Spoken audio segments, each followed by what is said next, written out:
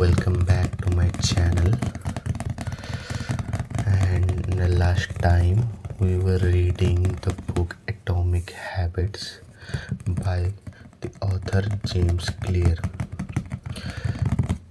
In the last video, we have discussed about the author's side of story in the introduction part, where the author has described his side of story.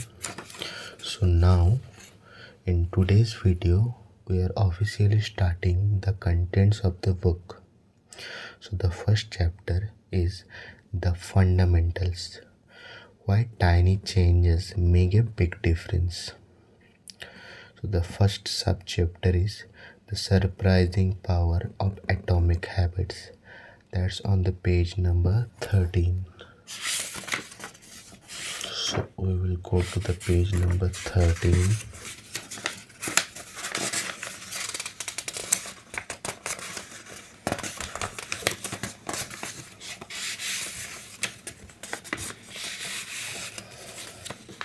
This is the chapter, the fundamentals.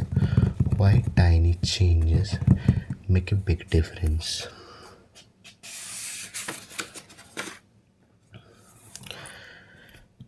The surprising power of atomic habits. The fate of British cycling changed one day in 2003. The organization, which was the governing body for professional cycling in Great Britain, had recently hired Dave Brailsford as its new performance director. At the time, professional cyclists in Great Britain had endured nearly 100 years of mediocrity. Since 1908, British riders had won just a single gold medal at the Olympic Games, and they had fared even worse in cycling's biggest race, the Tour de France. In 110 years, no British cyclist had ever won the event. In fact, the performance of British riders had been so underwhelming that one of the top bike manufacturers in Europe refused to sell bikes to the team because they were afraid that it would hurt sales if the professionals saw the Brits using their gear. Brailsford had been hired to put British cycling on a new trajectory. What made him different from previous coaches was his relentless commitment to a strategy that he referred to as the aggregation of marginal gains, which was the philosophy of searching for a tiny margin of improvement in everything you do. Brailsford said the whole principle came from the idea that if you broke down everything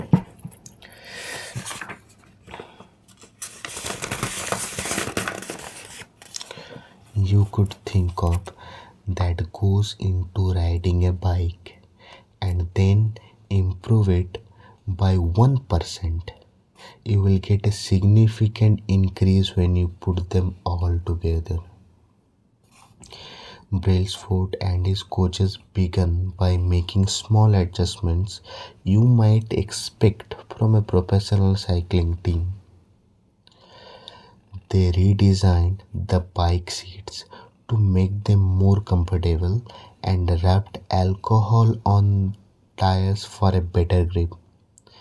They asked riders to wear electrically heated overshorts to maintain ideal muscle temperature while riding, and used biofeedback sensors to monitor how each athlete responded to a particular workout. The team tested various fabrics in a wind tunnel and had their outdoor riders switch to indoor racing suits, which proved to be lighter and more aerodynamic. But they didn't stop there. Brailsford and his team continued to find 1% improvements in overlooked and unexpected areas. They tested different types of massage gels to see which one led to the fastest muscle recovery. They hired a surgeon to teach each rider the best way to wash their hands to reduce chances of catching a cold. They determined the type of pillow and mattress that led to the best night's sleep for each rider. They even painted the inside of the team truck white, which helped them spot little bits of dust that would normally slip by unnoticed but could degrade the performance of the finely tuned bikes. As this and hundreds of other small improvements accumulated, the results came faster than anyone could have imagined.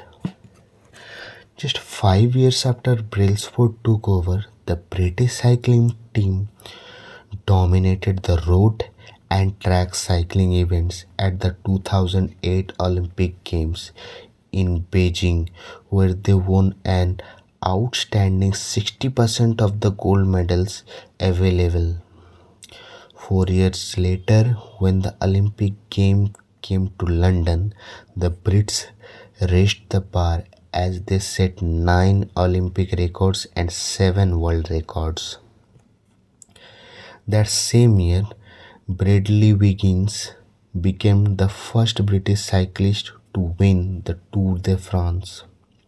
The next year, his teammate Chris Froome won the race, and he would go on to win again in 2015, 2016, and 2017, giving the British team 5 Tour de France victories in 6 years.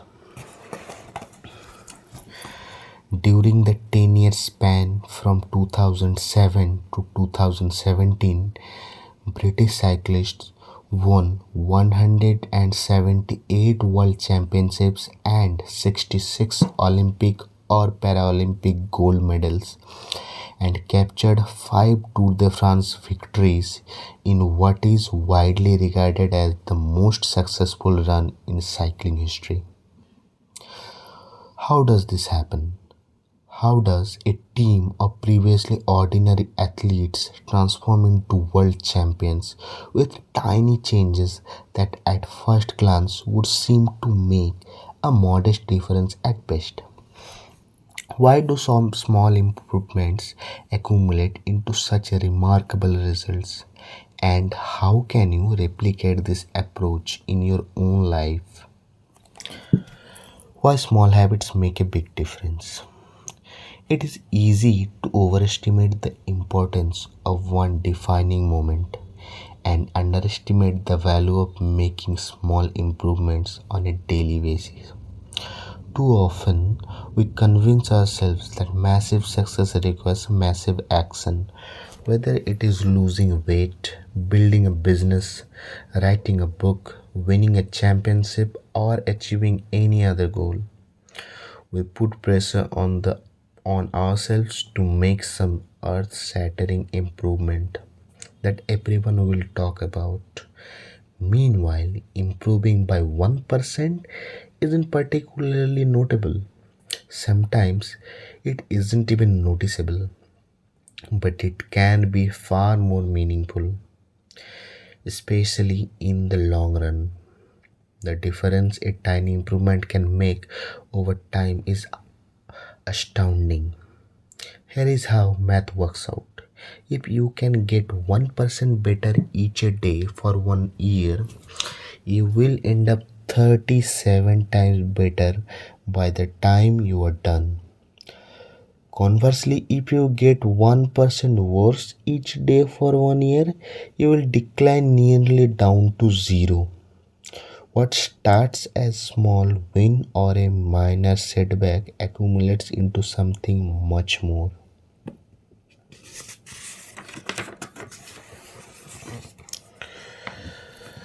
1% better every day. Here is the math. 1% worse every day for 1 year is 0.03, but 1% better every day for 1 year is 37.78. This is the graph of this data. You can pause the video and study this one.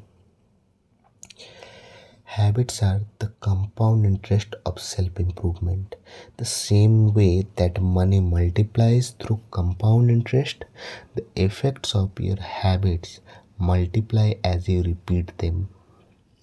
They seem to make little difference on any given day, and yet the impact they deliver over the months and years can be enormous.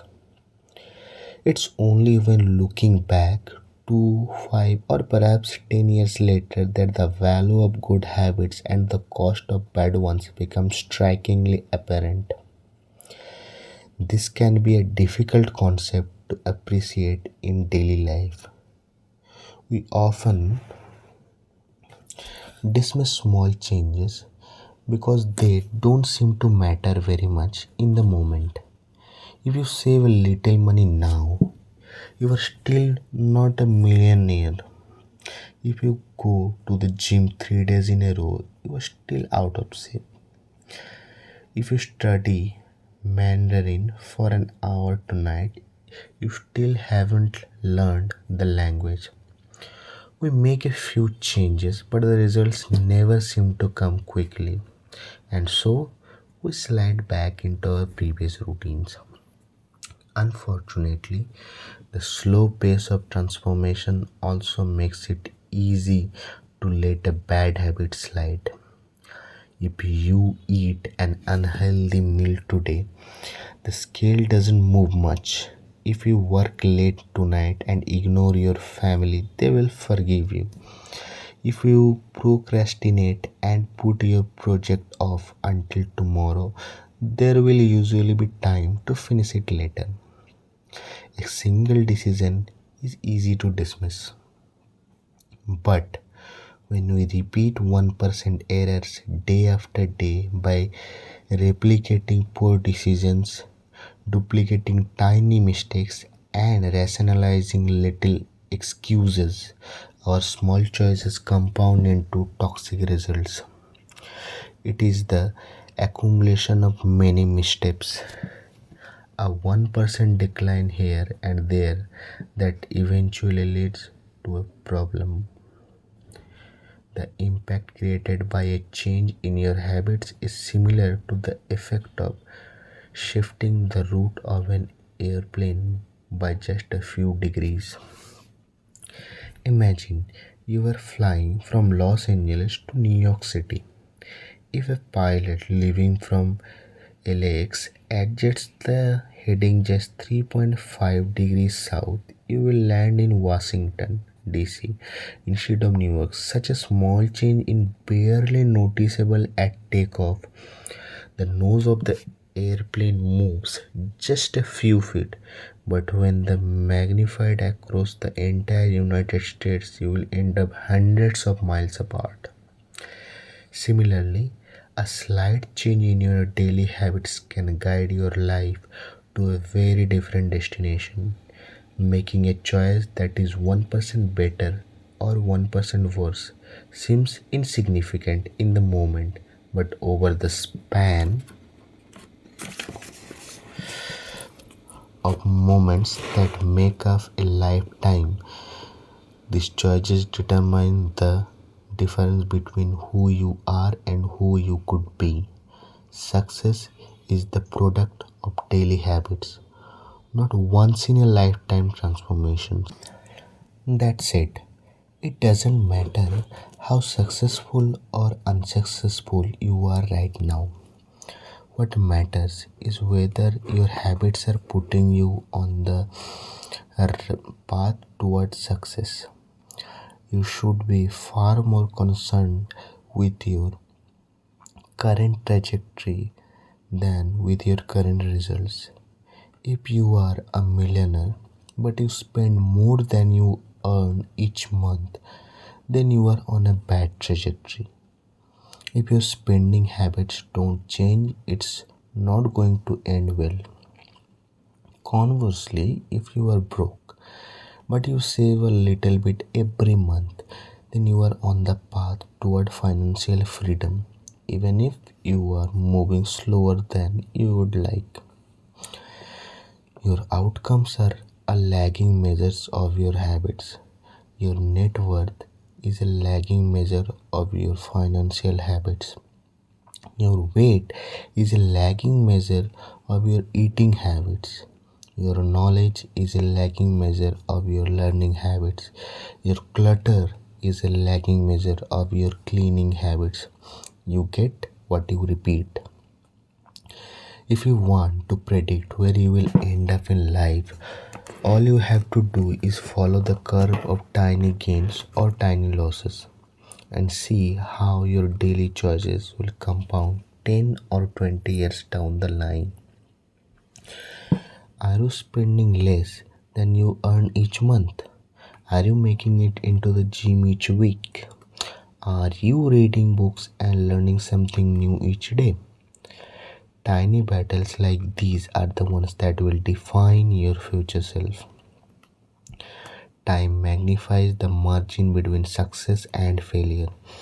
It will multiply whatever you feed it. Good habits make time your ally. Bad habits make time your enemy. Habits are double-edged sword. Bad habits can cut you down just as easily good habits can build you up, which is why understanding the details is crucial. You need to know how habits work and how to design them to your liking so you can avoid the dangerous half of the blade. Now, here is the comparison of habits, how they compound in positive way and negative way. So, I'm leaving the page. You can stop the video and read the comparisons. We don't need this on the next page, so I'm not reading it right now. So let's on to the next page.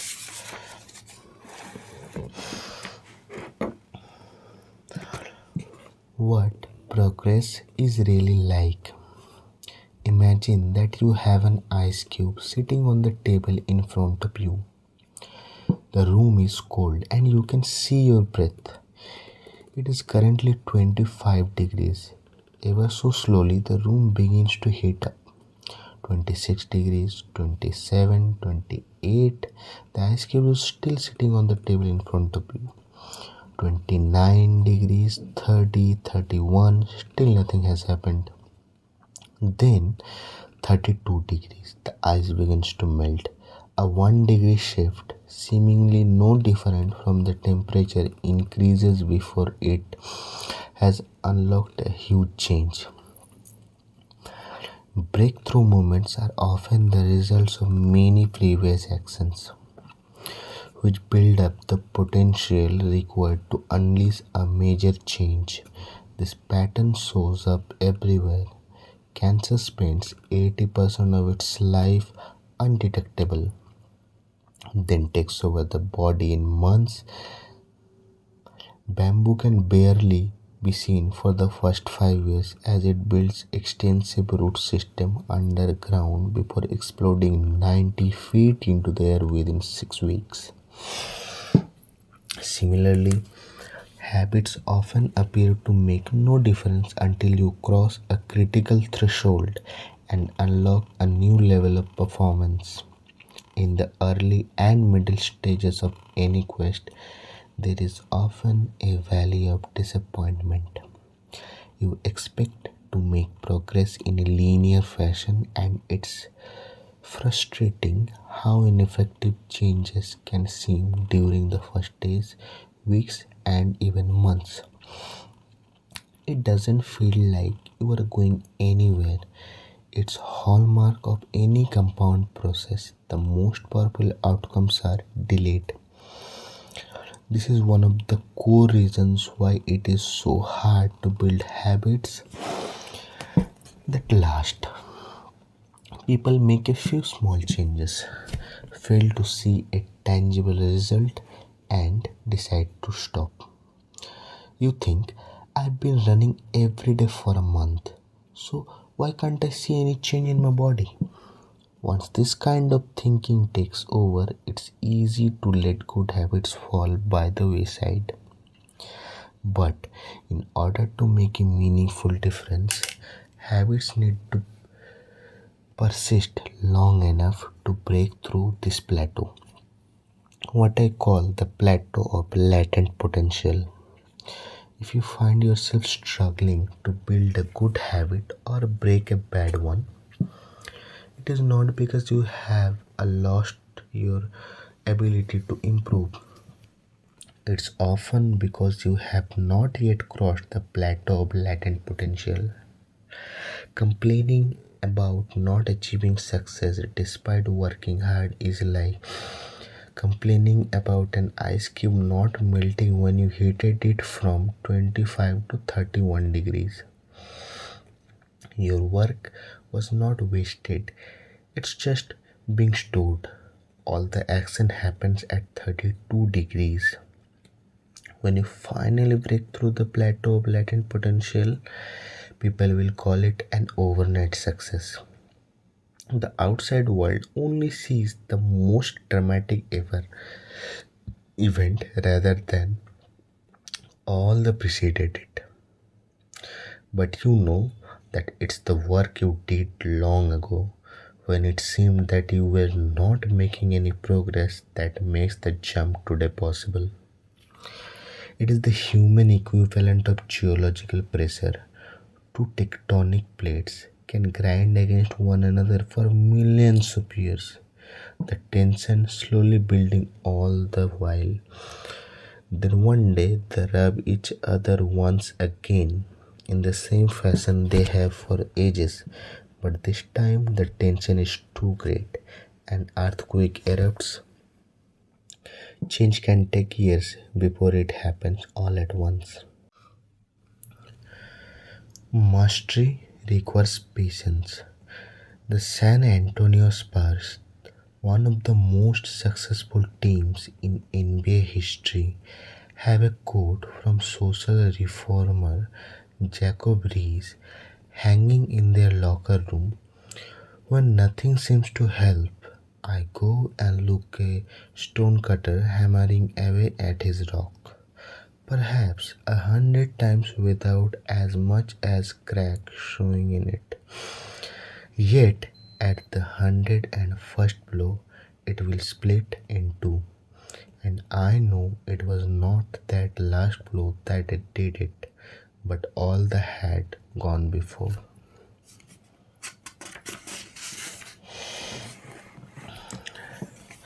The plateau of latent potential. Here is the figure. All big things come from small beginnings. The seed of every habit is a single tiny decision, but as that decision is repeated, a habit sprouts and grows stronger. Roots entrench themselves and branches grow.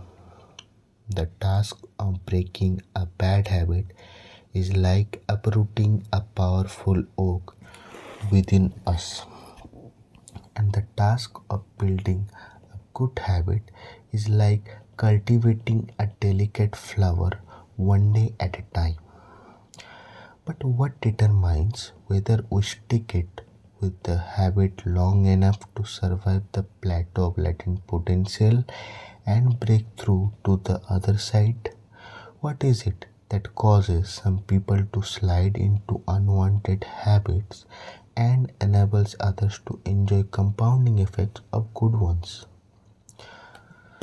Forget about goals. Focus on systems instead.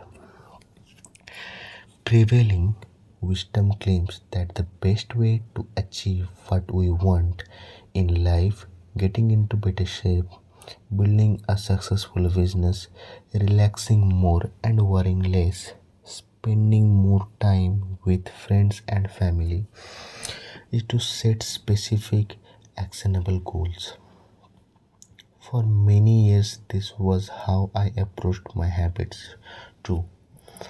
Each one was a goal to be reached. I set goals for the grades I wanted to get in school, for the weights I wanted to lift in the gym, for the profits I wanted to earn in business. I succeeded at a few, but I failed at a lot of them. Eventually, I began to realize that my results had very little to do with the goals I set and nearly everything to do with the systems I followed. What's the difference between systems and goals? It's a distinction I first learned from Scott Adams, the cartoonist behind the Dilbert comic. Goals are about the results you want to achieve. Systems are about the process that lead to those results. If you are a coach, your goal might be to win a championship. Your system is the way you recruit players, manage your assistant coaches, and conduct practice. If you are an entrepreneur, your goal might be to build $1 million business. Your system is how you test product ideas, hire employees, and run marketing campaigns. If you are a musician, your goal might be to play a new piece. Your system is how often you practice, how you break down and tackle difficult measures, and your method for receiving feedback from your instructor. Now, for the interesting question, if you completely ignored your goals and focused only on your system, would you still succeed? For example, if you were a basketball coach and you ignored your goal to win a championship and focused only on what your team does at practice each day, would you still get results? I think you would. The goal in any sport is to finish with the best score, but it would be ridiculous to spend the whole game staring at the scoreboard. The only way to actually win is to get better each day. In the words of three-time Super Bowl winner Bill Walsh, the score takes care of itself. The same is true for other areas of life. If you want better results, then forget about setting goals. Focus on your system instead. What do I mean by this? Are goals completely useless? Of course not. Goals are good for setting a direction, but systems are the best for making progress. A handful of problems arise when you spend too much time thinking about your goals and not enough time designing your system. Problem 1. Winners and losers have the same goals. Goal setting suffers from a serious case of survivorship bias. We concentrate on the people who end up winning, the survivors, and mistakenly assume that ambitious goals led to their success while overlooking all the people who had the same objective but didn't succeed. Every Olympian wants to win a gold medal. Every candidate wants to get a job. And if successful and unsuccessful people share the same goals, then the goal cannot be what differentiates the winners from the losers. It wasn't the goal of winning the Tour de France that propelled the British cyclists to the top of the sport. Presumably, they had wanted to win the race every year before, just like every other professional team. The goal had always been there. It was only when they implemented a system of continuous small improvements that they achieved a different outcome. Problem 2.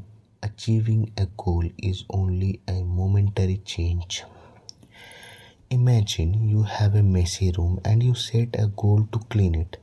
If you summon the energy to tidy up, then you will have a clean room for now. But if you maintain the same sloppy Packrat habits that led to a messy room in the first place, soon you will be looking at a new pile of clutter and hoping for another burst of motivation. You are left chasing the same outcome because you never changed the system behind it. You treated a symptom without addressing the cause. Achieving a goal only changes your life for the moment. That's the counterintuitive thing about the improvement. We think we need to change our results, but the results are not the problem. What we really need to change are the systems that cause those results. When you solve problems at the results level, you only solve them temporarily. In order to improve for good, you need to solve problems at the systems level. Fix the inputs, and the outputs will fix themselves.